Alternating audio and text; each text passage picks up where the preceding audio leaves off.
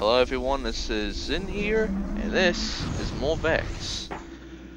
This time we're doing more of Tempest Peak Manor. Yes, I said it right before I even saw the title. Good for me. Anyway, we're now going to go into the clock. I'm now finally going to show you that area, because last time I just cut that bit out. So, what exactly did I have to do to get from the bottom to the top and get all those, souls in the middle of it all? Well, it's actually not as hard as I first did it, because I forgot how to actually, do it. And I forgot one of the biggest annoyances in that area. But now I'm actually going to show you in my second attempt, which is now where I actually get the Wraith Heart. So here's the area. We are literally inside a clock. And this is where those flying bastards that I said before would be an annoyance here begin their annoyance. Before, when you saw them before, they weren't a problem, right? You can just run away from them and all. Here, you can't. They will follow you throughout this entire area.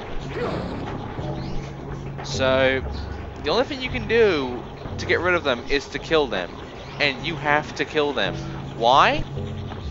Because once you get to the last platforming bits in this area, these fuckers can knock you off, and you can fall down into the pits of hell and start all over again.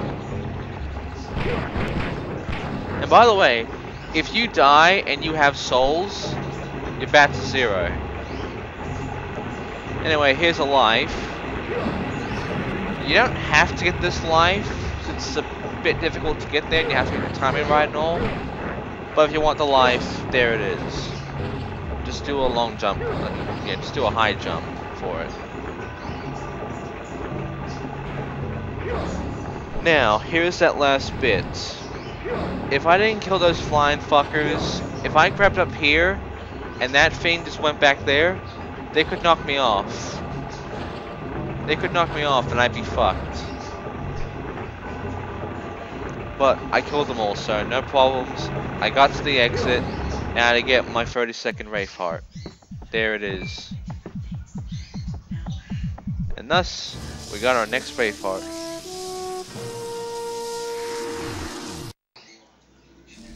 Right, on to the next one. Now, this one's actually kind of short. You know when when I heard a beating, a heartbeat around that area on the bookshelf? There was a Wraith Heart there, but it's sort of hidden. It's not really, but sort of is. Like, you can't see it. That's the only reason it's hidden. But you can hear it. You can definitely hear it, and it gets louder when you get closer to it. So we were pretty close to it, but we didn't get it. We didn't know where it was. Well, actually I did know where it was, I just didn't bother. Well, now we're going to go for it. You see this? You see how that's not glowing? Watch this. Boom, I broke it. Guess what's inside? A 33rd Wraith Heart.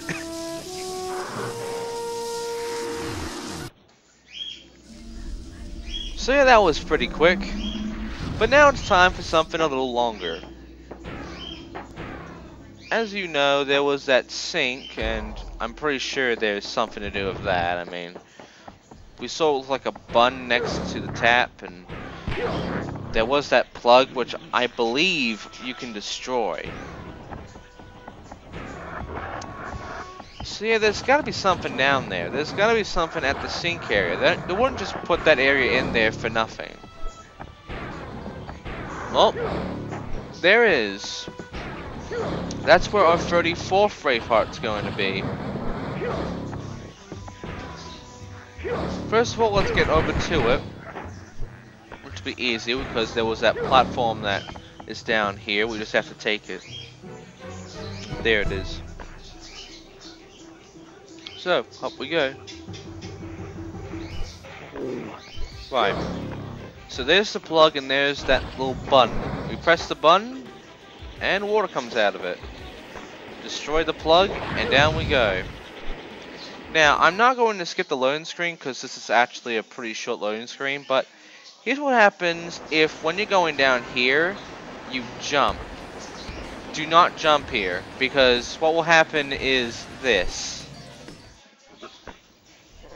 That's what happens when you jump. And if the water's not going down there, that's actually plugged up. So, let's turn it back on and try this again.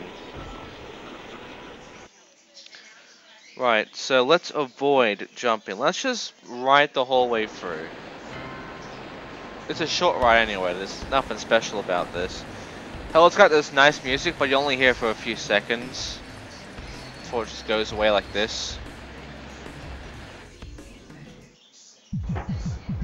So here's our rave hop, but now we're in a different area. Summit of the Sages. Does this mean? Yes, it does. It means new rave hearts. The head of the machine, where gears and pistons churn. One must be quick and keen, or else your flesh will burn. Next. Head awash in hazard, awaits to test your fears. Gain a heart if you are not wet behind the ears. In the lowly lake lies some rings so cheesy. A task you'll think is cake, you'll find is not so easy. Pillar rows stand below in each opposing phase, a puzzle to lay low, an answer to amaze. Next one. Sundial challenge. In Summit of the Sages, through pump house hidden door, for heart that's hid for ages, just hop and drop some more. A silent giant's hand reveals a magic cube, and each side take a stand and prove you are not a rube. Get it, Rubik's Cube? And lastly, the souls. But we're not doing Summit of the Sages because we're getting this rave heart for, well, what do you think? That's our 34th rave heart. So now we got our next rave heart, and we now unlock Summit of the Sages. Yes, that's the door for Summit of the Sages. Spoilers. It's now time to go for our 35th rave heart. Also, I thought that was Summit of the Sages. It is not, and we'll find out what it is next time.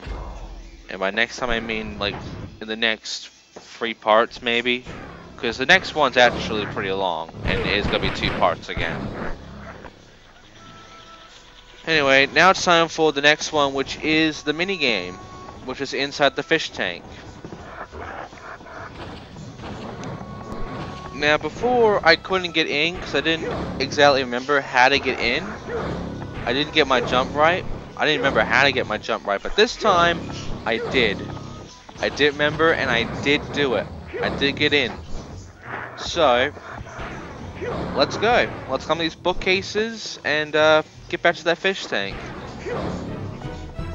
For this one, there's a delay. You have to make a bit of a delay, because you have to get to the top of your high jump, and then you have to kick. And I really mean the top.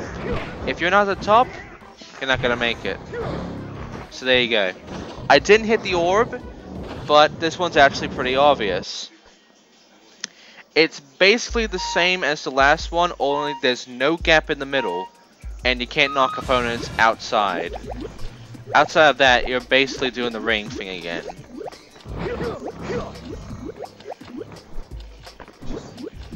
Now the first round, I have no idea what happened. Like, me and one of my opponents, the computer, got the same amount of rings. However, I won that round. I didn't lose. I don't know how it happened. But watch, we both get 31, and yet, computer lost. So I have no idea what happened, but I guess the game felt sorry for me, or he was the first to get 31, and I got second. I guess he was the one to go out first. In my second round, I actually do a lot better, and I actually get first in this one. Doesn't really matter if you get first or whatever. Just make sure you're not last, and you'll be fine. The last round is where things get bullshit, though. Where you're basically going to have to start smacking your opponent up in order to win. Because the computer will get more rings than you in the next one. So here it is. And this is where I stop being a dickhead and air juggling this asshole. And yes, you're gonna have to do this. You are seriously gonna have to do this at least 3 times at best. I do it a lot more because I was being a dick. But yeah, once you do that, there's no way this asshole's going to beat you because you'll already have so many rings you'll win. So make sure he doesn't attack you, which he will. He'll be chasing your ass down. And you'll win, and you'll get your next Wraith Heart, which is your 35th. Now it's time for the next one, which is... it's not that great. It's the Sundial challenge. Before, the Sundial challenges weren't that bad. Here, it pretty much shows its true colors. The difficulty shoots the fucking moon with this one. Because... You'll see it soon enough. You'll see it soon enough. I had to make a big jump cut, which means you'll be seeing a difference in lives and shit. Because I actually fucked up. And I had to restart the Sundial in order to get to the door. And you won't see that. Trust me, I'm not going to make you waste a whole bunch of minutes seeing me to go back and forth to get to the Sundial. And then going back inside a certain area to get to the Sundial challenge. By the way, the door to it is actually inside the clock, so we're going back inside there. But where is it? Well, you'll be seeing it soon enough. But right now, there's going to be a big jump cut in about a few minutes. Probably 1 minute. Most likely 1 minute. And, this challenge, this is your first time playing it. You're gonna lose a lot of lives. In fact, if you've played it before, but you forgot how to do it, you're gonna lose a lot of lives. This one sucks. This one is really annoying. And there is another one later on, which is much worse. In fact, this is where the Sundial challenges get abysmally hard. But right now, this is where it begins. This is only the beginning of the real Sundial challenges. Before, the last 2 Sundial challenges, they weren't that bad. They were like stepping stones. Like, they were just easy street countries. In fact, I can even consider them the easiest of the Sundial challenges. But this is where the game actually gives you the challenging shit. So, jump cut. See? Difference in lives, difference in health. And in souls. And in layout. Because there's less souls here. But let us go and go to the Sundial door. Which is actually beneath the ramp. You can see it right there. I didn't see that the first time, but I had to go down. I was too late. But there it is. And once you go in there, it's now time for the Sundial challenge. And this Sundial challenge can get fucked. But trust me, it gets worse. It gets way worse. This is nothing. So there's an enemy, a new one. This big fat fucker with a shield and what looks like a fucking axe. This guy has bullshit hit detection. If you touch him, no, not if he doesn't attack you, if you touch him, you get hit. Yeah, if you just touch him, not attack him, he's not attacking you, just get close to him, it registers as a hit. Every other enemy we've been fighting We can touch them and we don't get hit. It's only if they attack us we will get hit. This is different. I don't even know why you get attacked when you just touch the fucker. I don't know why. There's nothing to signify that sort of shit, but it just happens.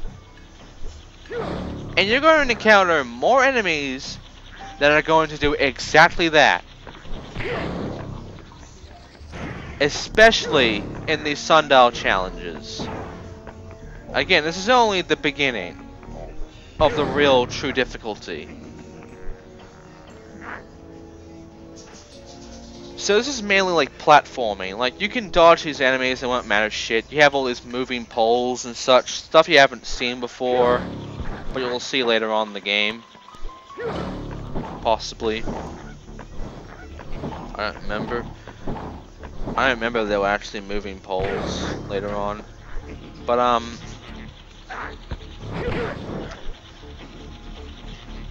yeah, we're almost the Raveheart now. We're nearly done with this Sundial challenge. And here is that annoying cunt again. But don't worry, I get past him. Here's more of these assholes, which again will hit you if you just touch them. Fuck. And I fucked it up there. I timed it wrong because of the animation bit there.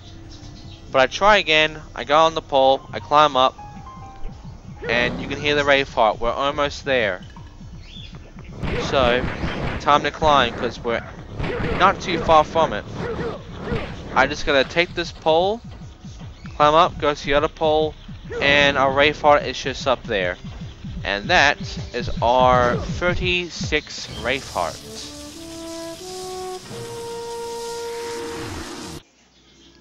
Now it's time for the final Raveheart, and it's pretty obvious what this one's going to be. It's the soul jars. Where are the soul jars? Well, this fucking thing already told you. It's upon a chandelier. We haven't seen the chandelier though, haven't we? Not down here at least. Well, that's because the chandelier is actually on the roof. So how do we get to the roof? There's actually a few ways. You could take the arrows, but I'm not going to because that's the long way. And I have no fucking idea why the game wants to take the long way. But there's the short way. The short way is simple. Go to the area where the clock is, but don't go in the clock. Instead, take this platform that's going up and down. It will take you, if you go up, it will take you to these platforms. One of these platforms has that gas pump thing. Gas button. I have no idea what to call it. Activate that, and you'll basically go onto one of those, platforms that appears when you go under it, and then you're up here. By the way, here's a new enemy. They charge into you. Just get rid of them.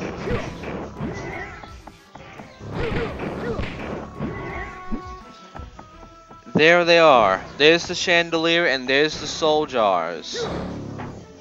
Now here comes asshole moment. This game does not let you move the camera here. You have to deal with the camera making you go diagonal. This is annoying. Because that can happen. Because trying to stay diagonal in this game is hard. If you're going straight, it's not that bad. But if you have to move diagonally, it's frustrating. Because you have to be careful not to fall down. And again, the camera will not help you. Because it kind of becomes hard to tell if you're getting too close to the edge where you can fall off or not. And what edge you're too close to. With the front, you can tell, but with the back, have fun trying to figure that out, because I can't.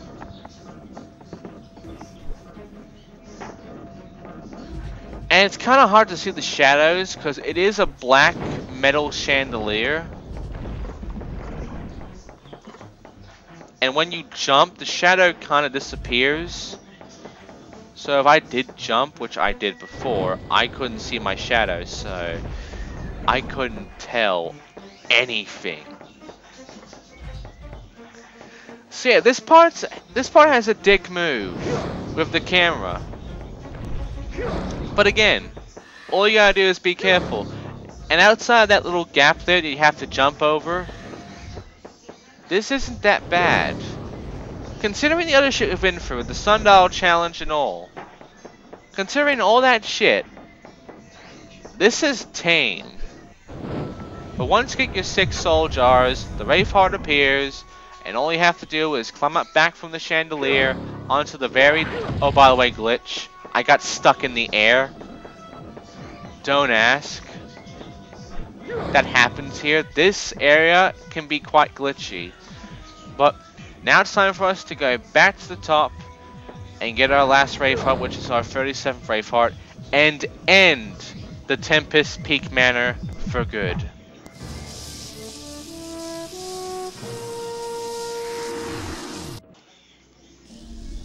So now that we're done with Tempest Peak Manor, it's now time for the next level. What is the next level though? What is it called? Well, it is actually called the Below. In the slightest bubble, you may be alerted to some running trouble when you are inverted. A shocking task exists through an estuary. Match your wits against this puzzling statuary. A massive structure looms neath the hydrocharger. One wrong step spells your doom unless your spell is larger. Within the Father's Dome, a brute demands a rematch. His moves you may have known now include a detach. Deep in a boiling well above a ghastly steamer, climb to the peak of hell, a heart there seems redeemer. Yes, we can go to hell. Above a sea of flame, a ghostly vessel drifts. On board you'll find a game whose colors seem to shift. Sundial. In the belly of the beast, Short's chest deserves a look. The key to its release is hidden in the book. This game makes you read the manual. Along the outer track, hide these souls in trouble. To send the spirits back, free them from their bubbles. And, of course, the souls. So, next time we begin the Below. And next time I get to pretty much tell you what happens if you did not get this game with the manual. Because you are not going to be able to know shit on how to deal with this one. Well, unless you're watching this LP. So, next time, the Below. The level that has as many Wraith Hearts as Timberdale. See ya.